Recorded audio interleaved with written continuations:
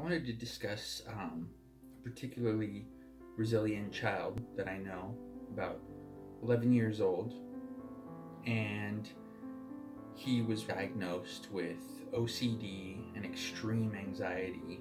Um, and it's pretty crazy to see like the transition came upon him pretty abruptly. Um, he's always been a really sweet kid, and uh, just you could just see like in his eyes that something just like had come over him all of a sudden, like there was just something like really terrifying that he was always like facing. And so I started to notice like little things, like he would wash his hands a lot more, and he was like doing little turns around like every corner. And then it kind of got worse to the point where like he didn't want to play with any kind of like outdoor games. He'd have to like run in and wash his hands, and then you could kind of see that transition of like his hands were getting rough and cracked, and he was like small little things like putting his pants on going to school. He would do that like 50 to 70 times until he like got the motion right. And so his parents decided that it just happens. It happens so quickly, or actually, what I should say is, it was such an interesting, like, gradual thing that like just to see him like make that transition. It was very quick, but like you could see kind of his parents were perplexed, and then varying degrees of concern, till finally they were like, no, we have to get him in to see somebody. So they through their medical provider, they found him this counselor. His name is Conrad Gonzalez, and he started talking to him, and it became a pretty regular thing, like maybe once every month, or at first it was a little bit more than that.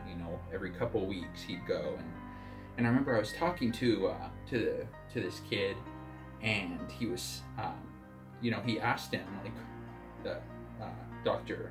Gonzalez, he asked him, like, when is this gonna go away? And the doctor was like,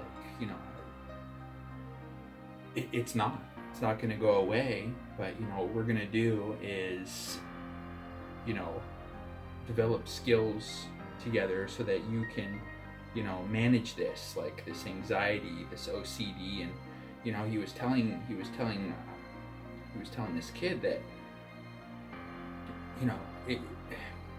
it's unbelievable, like the little triggers that set off that anxiety, from something on the high end of the spectrum, like a birthday party or something. You would go from just laughing outrageously, and you could just see it like clicked, and it became this like panic attack, just whatever the stimuli might be, and obviously like when things weren't going well, or if he was having a stressful assignment at school, that would also, like these particular triggers were just like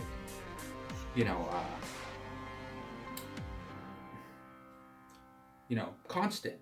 And I think he almost found what the doctor said to be refreshing, in that like it's not that like it's going to be this huge like thing that's going to plague your life, but it's just going to be it's a human thing to have to deal with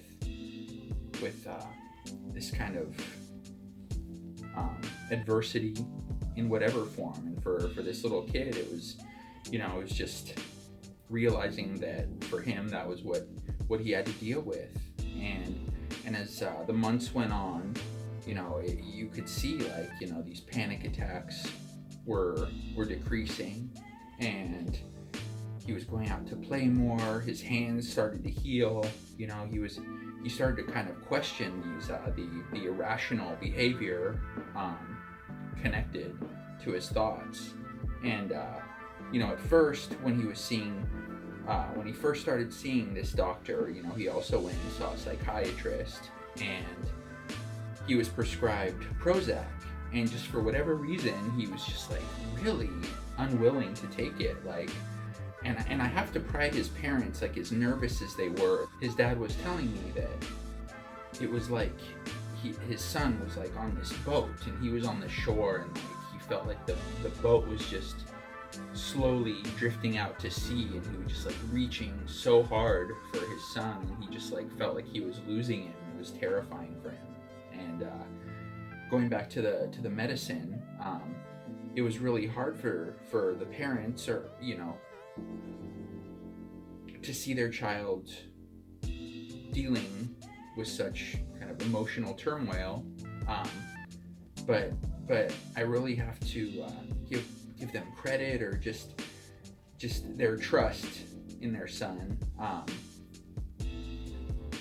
was amazing, in that they said, if you don't feel comfortable taking Prozac or medicine, then we'll deal with this however we can. And as I said, months went by and turned into like a couple years of consistent therapy, and just coping mechanisms and breathing techniques and doctor visits through panic attacks and elevated heartbeat. And it's not like it was something that just disappeared, but he's older now, and it's interesting that these particular how old is he now? He's 34. It's amazing that these particular triggers, is when he was a kid. It was a lot of stuff that he could, he would engage in these rituals, to kind of help, reduce the urge to be fearful. And now that he is 34, I was talking to him, and it's amazing how the anxiety, hasn't gone away. And it's really interesting to see how it shifts. And now that, he's getting older, I think he's having a little bit of a difficult time kind of transcending those fears, especially now that they're so abstract, and now that he's an adult, it's like these things that he was worried about, heart attack and dying, like the paying for bills and all that. When you're a kid, you can kind of you can be comforted by the fact that, like, no, you're 11 years old, you don't have to worry about that. But as you get older, it's like these particular fears take on a new form, and he's having a really tough time, kind of dealing with the fact that, as he gets older, he's constantly gonna have to battle this anxiety, this fear, and that life doesn't stop coming at you.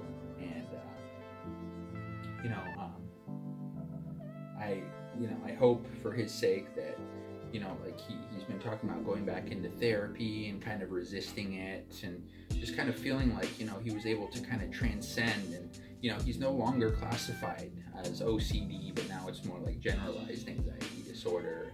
He's finding that he's going to have to redefine, like, his mechanisms for coping, and really not be afraid to get out there and realize that even if there are changes in how he's gonna cope and thrive, he's married now, and he's that I've seen as a huge support system. His wife is incredibly, she facilitates, his success, in every possible aspect. But in order for him to really kind of make the most of it, obviously he has to take that step himself. And I think he's having a little bit of a tough time, like just deciding he's gonna make that jump yet again. I think he's a little bit shell shocked, like he was able to kind of like coast through his 20s, and I just think that now that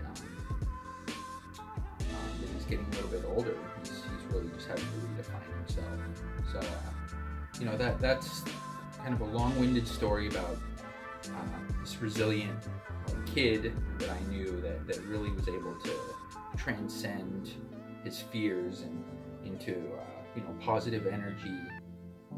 I dare say conquer them, but now just kind of realizing that life doesn't quit, and I'm just hoping that for his sake he's able to, and I trust that he is. I want him to succeed and really redefine what it means to be resilient in a different way.